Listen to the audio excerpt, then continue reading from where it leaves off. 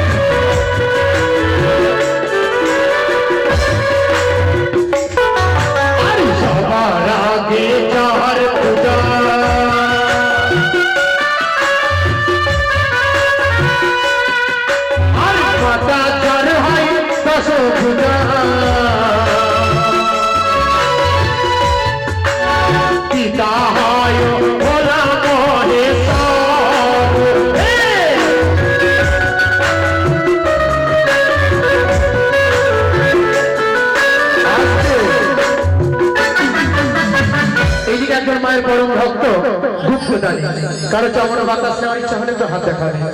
গুপ্তদানী বলেছে হাত দিয়েছে দান ও হাত না জানো, আর ওই হাত দিয়েছে দান ও হাত না জানো।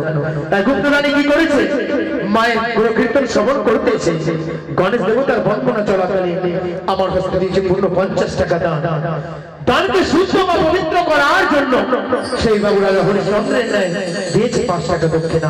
তাই মা মনসা যেন তার কৃপা করুক, গণেশ দেবতা যেন তার ব্যবসা বাণিজ্য উন্নত রাখুক, তাদের ধন বংশে বৃদ্ধি হোক। আর তুমি দিলে পয়সা দান, আর কৃপা করবে ভগবান, কুশলে রাখিবে গজা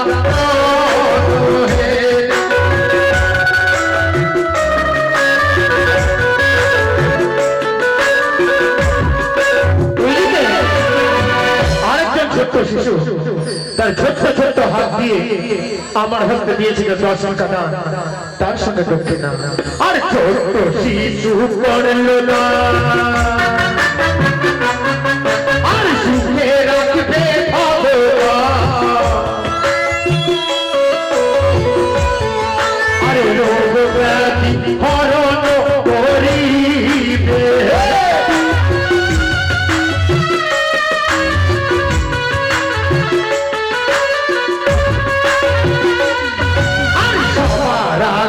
যাহার পূজা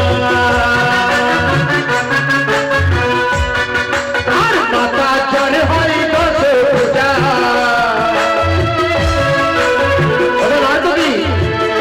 কি বলছে, সবার আগে যাহার পূজা। কোন দেবতার সর্বপ্রথমে পুজো হয়? গণেশ দেবতা। বলছে সর্ব আগে যাহার পূজা, মাতা যার হয় 10 পূজা। 10 পূজা বলতে এখানে দুর্গা দেবীকে বোঝানো হচ্ছে। তার পুত্রকে গো, মা দুর্গার পুত্রকে গজানে। তাই কি বলছে, আর সর্ব আগে যাহার পূজা, মাতা যার হয় 10 পূজা, পিতা হয় ভোলা মহেশ্বর।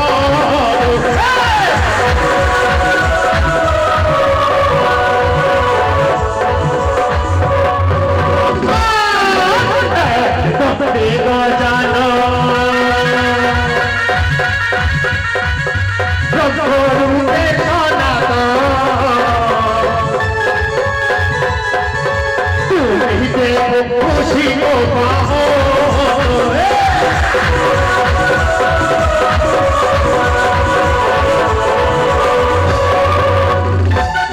আরে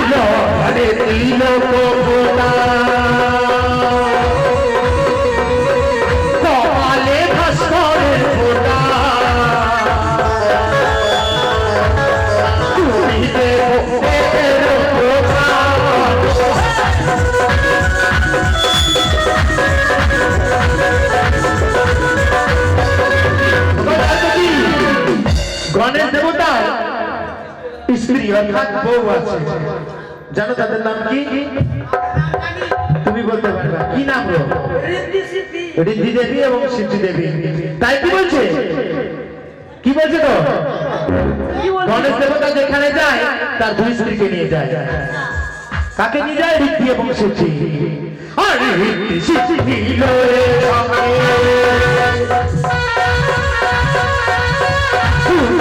স্থলে না গিয়ে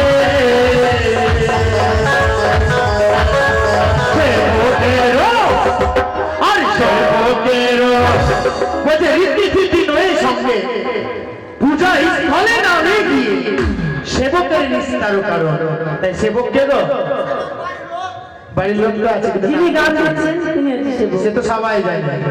সেবকের নাম কি? কি নাম গো? নাম তো জানা নাই। বাবার নাম